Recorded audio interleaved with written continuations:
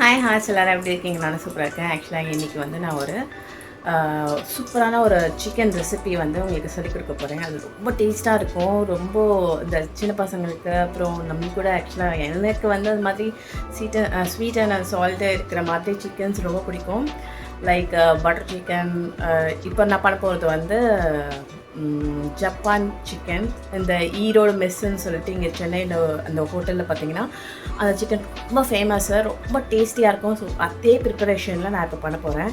அதுக்கு என்ன தேவையான பொருட்கள் நம்ம இப்போ பார்க்கலாம். ஓகே, வெயிட் பண்ணுங்கள். பார்த்தீங்கன்னா நீங்கள் சிக்கன் எவ்வளோ, இப்போ நான் வந்து ஒரு 1/2 kg எடுத்திருக்கேன், போன்லெஸ் எடுத்திருக்கேன். ஸோ அந்த போன்லெஸ் சிக்கனில் பார்த்தீங்கன்னா 2 டீஸ்பூன் மைதா மாவு, 2 டீஸ்பூன் சோள மாவு, அதான் கார்ன்ஃப்ளவரு, கொஞ்சோண்டு உப்பு, 1 டீஸ்பூன் பெப்பர், 1 டீஸ்பூன் இஞ்சி பூண்டு விழுது, இதெல்லாம் நல்லா மிக்ஸ் பண்ணிவிட்டு அதுக்கப்புறம் நம்ம வந்து அந்த சிக்கனை இதில் போட்டு வச்சிடணும். போட்டு நல்லா மேக்னேட் பண்ணி 1 hour ஊற வச்சுக்கணும். அதுக்கப்புறம் நம்ம வந்து இதில் ஒரு 4 நாளாக போட்டு டீப் ஃப்ரையு எப்படின்னா சிம்லேயே வச்சுக்கோங்க. ரொம்ப ஹையும் இல்லாமல் ரொம்ப ஸ்லிம்மும் இல்லாமல் மீடியம் ஸ்லிம்மில் வச்சுக்கோங்க. ஒரு 4 நாளாக. ஏன்னா கடாய் வந்து உங்களுக்கு குட்டியாக இருந்தால் இப்போ இது மாதிரி இருக்கும்போது ரொம்ப நிறைய போட்டிங்கன்னா கிளாஷ் ஆகிடும், ஐ மீன் ஒட்டிக்கும். ஸோ ஒரு 4 நாளாக போட்டு ஃப்ரை பண்ணி ஃபஸ்ட்டு நம்ம எடுத்துக்கலாம். ஓகே, இது வந்து நல்லா இப்போ ஒரு 1 hour ஊறிடுச்சு. அதில் வந்து நீங்கள் அதில் இருக்க அந்த சிக்கனில் இருக்க தண்ணியிலே வந்து நீங்கள் போட்டுக்கலாம். போட்டு நல்லா மிக்ஸ் பண்ணிக்கலாம். உங்களுக்கு வேணும்னா தண்ணி வந்து சும்மா தெளிச்சுக்கோங்க. தெளித்து அதை நல்லா மிக்ஸ் பண்ணி ஒரு 1 hour ஊற வச்சுருங்க. அதுக்கப்புறமா எடுத்து இது மாதிரி ஒரு 4 நாளாக நீங்கள் எலும்போடு போடலாம். பட் சாப்பிடும்போது உங்களுக்கு வந்து அந்த எலும்பு வரும்போது ஒரு சாப்பிட்ட ஃபீலே இருக்காது. ஸோ இப்போ கடாய் குட்டியாக இருக்கனால நான் ஒரு 4 நாளாக போட்டுக்கிறேன். சைடில் ஒரு இடம் இருக்குது, ஸோ அந்த இடத்தையும் ஃபீல் பண்ணலாம். ஓகே, இதை வந்து நம்ம வந்து ஃப்ரை பண்ணி ஃபஸ்ட்டு எடுத்துக்கலாம். ஓகே, இது உங்களுக்கு வெந்துருச்சான்னு பார்க்க இந்த மாதிரி ஃபோர்க் எடுத்துக்கோங்க. அப்போது இதை வந்து நம்ம இப்போ ஃபஸ்ட்டு போட்டு ஒரு 5 minutes இருக்கும். ஸோ இதை வந்து இப்படி இந்த ஃபோர்க் மூலயமா நீங்கள் இது இப்படி திருப்பி விட்டுக்கலாம். ஓகே, ரொம்ப சிம்பிளான டிஷ்ஷுங்க. இதுக்கு தேவையான பொருட்கள் பார்த்திங்கன்னா வெறும் பால், முந்திரி பருப்பு ஒரு 20, சிக்கனு, அதுக்கப்புறம் பெப்பரு, உப்பு, சர்க்கரை, பச்சை மிளகா, கொத்தமல்லி, இவ்வளோ தான் ஐட்டம்ஸ். ஆனால் செய்யும் முறையும் உங்களுக்கு ரொம்ப ஈஸி. ரொம்ப டேஸ்டான ஒரு சிக்கனை நீங்கள் வந்து வீட்டிலே நிறைய குவான்டிட்டியோடு நீங்கள் செஞ்சு ஹெல்த்தியாக சாப்பிட்லாம். ஹோட்டலில் போய் சாப்பிட்லாம், எப்பயாவது சாப்பிட்லாம், ஏன்னா உங்களுக்கு குவான்டிட்டி கிடைக்காது. பட் நம்ம வீட்டில் செய்யும் போது நிறைய குவான்டிட்டி கிடைக்கும். அவ்வளோதான் டிஃப்ரென்ஸு. ஸோ ஒரு வாட்டி வீட்டில் ட்ரை பண்ணி பாருங்களேன். இது வந்து பார்த்திங்கன்னா ஒரு 5 to 6 minutes உங்களுக்கு வெந்தால் போதும். ரொம்ப வச்சிடாதீங்க. அது என்ன ஆகும்னா ட்ரை ஆகிடும். சிக்கன் வந்து உங்களுக்கு கழிக்க முடியாத அளவுக்கு ட்ரைனஸ் வந்துடும். So 5 minutes to 7 minutes fry பண்ணுற மாதிரி வச்சுக்கோங்க. சாஃப்டாக இருக்கும் உங்களுக்கு சிக்கன். அந்த சிக்கன் குக் ஆகிறதுக்குள்ளே நம்மளுக்கு என்னென்ன தேவைன்னு பார்த்துக்கலாம். சொன்னேன்ல, இது 20 கேஷ்யூ நட்டு. இதில் வந்து நம்ம ட்ரையாக அரைச்சோன்னா ஒரு மாதிரி ஒழுங்காக சில டைம் அரையாது. அப்போது ஒரு 3 டீஸ்பூன் இல்லை 4 டீஸ்பூன் பால் இருக்கிற மாதிரி நீங்கள் அதில் ஆட் பண்ணிக்கோங்க. அப்போ அரைய இருக்கிறது நல்லா ஸ்மூத் பேஸ்ட் உங்களுக்கு கிடைக்கும். அப்புறம் ஒரு 3 பச்சை மிளகாய் இப்படி கீறி வச்சுக்கோங்க. கொஞ்சோண்டு கொத்தமல்லி, ஒரு 20 பல் பூண்டு வந்து நல்லா சாப் பண்ணி வச்சுக்கோங்க. பாருங்கள் எவ்வளோ குட்டியாக சாப் பண்ணியிருக்கேன். இப்போ நான் செய்யும் முறையை உங்களுக்கு காட்டுறேன். ஃபஸ்ட் நம்ம இப்போ வந்து சிக்கனை ஃப்ரை பண்ணி எடுக்கிறதுக்குள்ளே இந்த சைடில் வந்து இந்த கேஷ்யூம் மில்க்கும் முதல்ல அரைச்சி வச்சுக்கலாம்.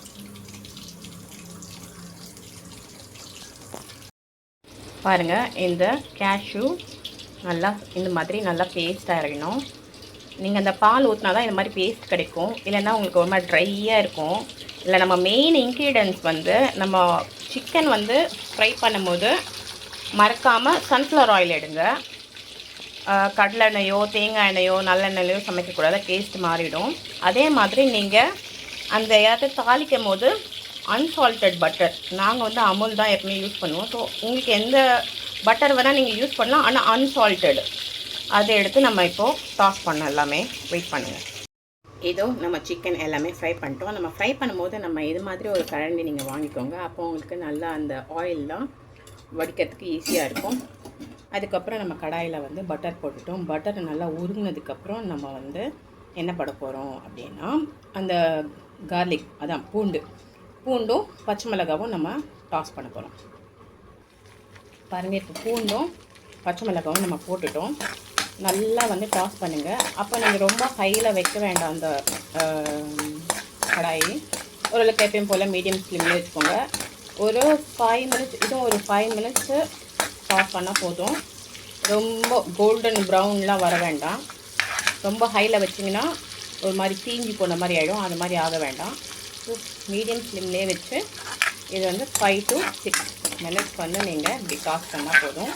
அதுக்கப்புறம் நம்ம வந்து காய்ச்சி வச்ச பால் நம்ம காமிச்சிருக்கேன்ல, ஒரு கிளாஸ் நீங்கள் ஃபஸ்ட்டு ஆட் பண்ணுங்கள். பத்தலைன்னா இன்னும் கொஞ்சம் ஆட் பண்ணுங்கள். ஆனால் காய்ச்சின பால், பசும்பால் போட்டிங்கன்னா கூட இன்னும் சூப்பராக டேஸ்ட்டாக கிடக்கும். பட் நாங்கள் பசும்பால்லாம் வாங்குறதில்ல. எப்பயும் போல் நம்ம பேக்கெட் பால் தான். நாங்கள் இன்றைக்கி எடுத்துகிட்ட பேக்கெட் பால் பார்த்திங்கன்னா ஆவின்.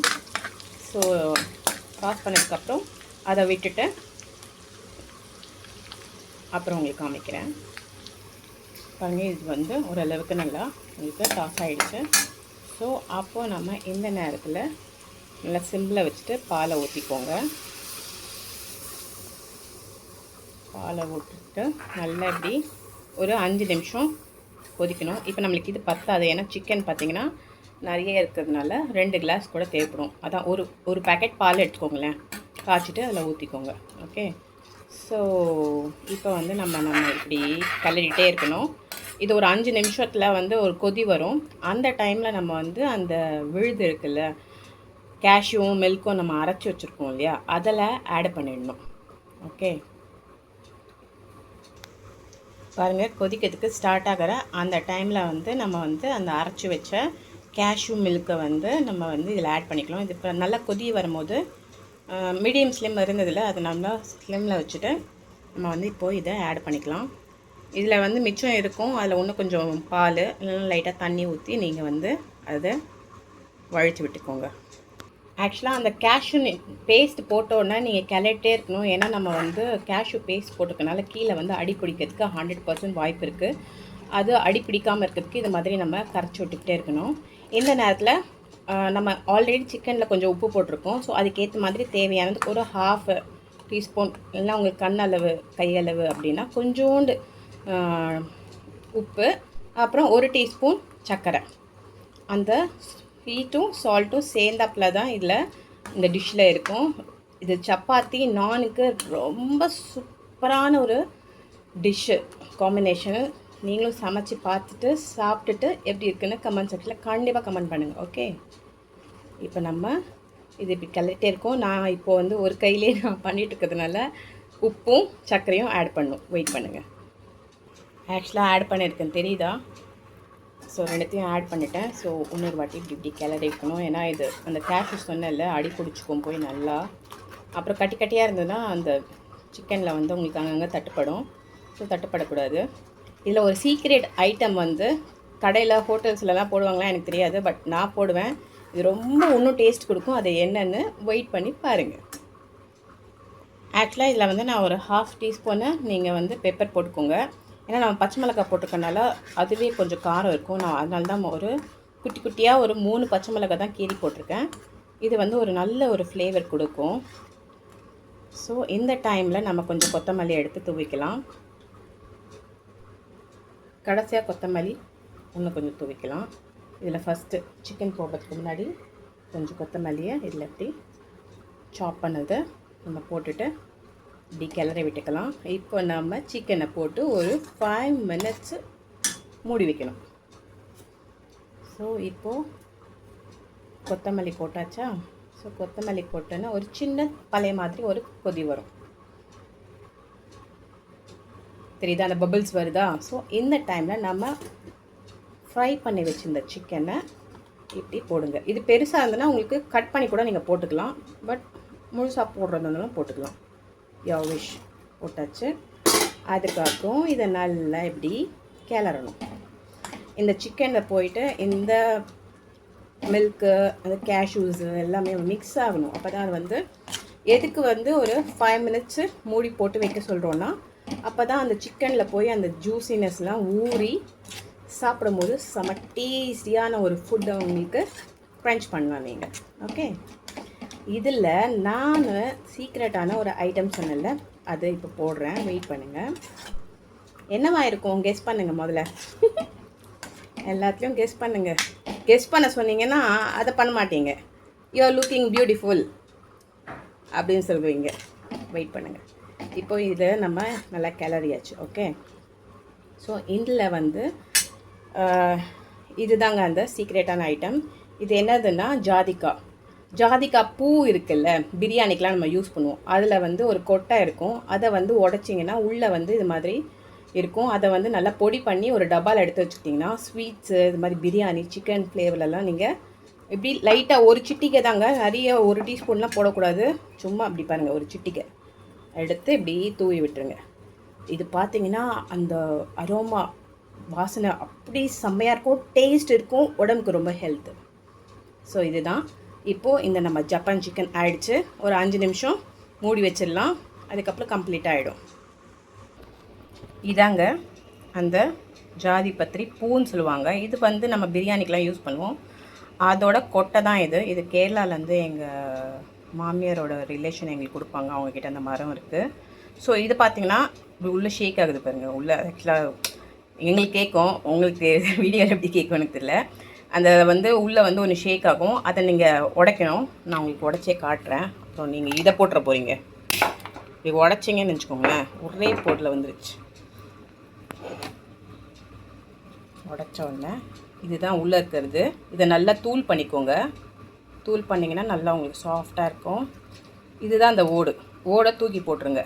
ஓடு யூஸ் பண்ணாதீங்க. ஓடை தூக்கி போட்டுட்டு உள்ளே இருக்கிறத வந்து அதை நல்லா தூள் பண்ணி நீங்கள் ஒரு டப்பாவில் போட்டு வச்சுக்கிட்டிங்கன்னா ஸ்வீட்ஸ் மெயினாக காஜு கத்லி, அதுக்கப்புறம் இந்த மாதிரி சிக்கன் ஏதாவது உங்களுக்கு நான்வெஜ்ஜில் வெஜிடேரியனில் நான் வந்து ஒரு வாட்டி ஸ்டூவில் போட்டிருக்கேன். செம்ம டேஸ்ட்டாக இருக்கும். ஸோ ஒரு சிட்டிகை இவ்வளோ தான் எடுத்து இப்படி ஒரு பிஞ்சு போடணும். ஒரு டீஸ்பூனோ அரை டீஸ்பூன்லாம் போடக்கூடாது. ஓகே, பாருங்கள். இப்போ நம்மளோட ஜப்பான் சிக்கன் மூடி வச்சுருக்கோம். திறக்க போகிறேன். இப்போது வெயிட் பண்ணுங்கள்.